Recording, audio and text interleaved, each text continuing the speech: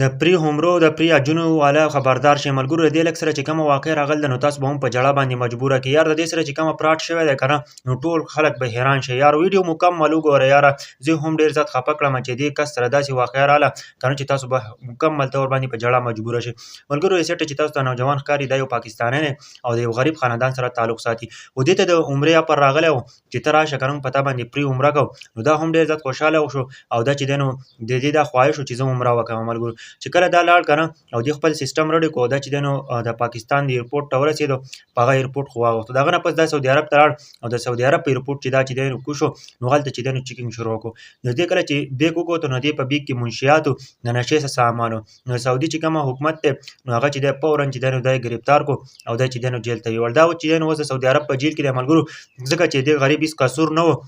دا چې دی نو د عمرې دپاره تو او دلته چې کوم کسانو چې ورته فراډ کړی دی ملګرو د دوی په دې مقصد کې چې دی نو کامیاب شوی وی نو دوی ته ډېرې غټې پیسې میلاوېدلې که دوی ته په دې مقصد کې خو کامیاب نه شولو خو یو بل غریب سړی چې دی نو هغه یې فساو کړو او د هغه زندګي تباه و برباد کړله هغه چې دی نو اوس په سعودي عرب په جیل کې پروت دی ملګرو دې سټه چې تاسو ته نوجوان ښکاري دا اوس د سعودي عرب په جیل کې دی صرف په دې وجه باندې چې پرې عمره یې کوله پرې عمره پې یو کس کوله نو دې ورته ویل چې په ما باندې عمره وکړه هغه ورسره داسې فراډ وکړو که نه چې هغه وله پکې منشیات کېښودلو هغه وله پکې هغه سامان کېښود د نشې چې دا ونیولی شي که دا ونه نیولی شي نو دا به هلته لاړ شي دا به ویسي نو موږ ته چې دی نو موږ ته به فایده راکړي ملګرو خو دا یو غریب کس چې دی نو د هغه زندګي تباه و برباد کړه د هغه په بچو باندې به څه تېرېږي ځکه چې داسې ګروپونه دي په دې پاکستان کې چې د حج او د عمرې د پرې حج او د پرې عمرې په باره کې داسې خبرې کوي خو چې موږ به درباندې پرې عمره او حج وکړو هغه نه پس منشیات ږدي او تاسو لیږي بهر ملکونو ته نو ټولو ته وایم که نه پښتنو ځان خبردار کړئ چې چېرته هم داسې کار ونه کوئ چېرته په داسې پرې عمرو باندې ځئ نو د خپل بیګ ضرور ګورئ هسې نه چې ستاسو سره داسې وشي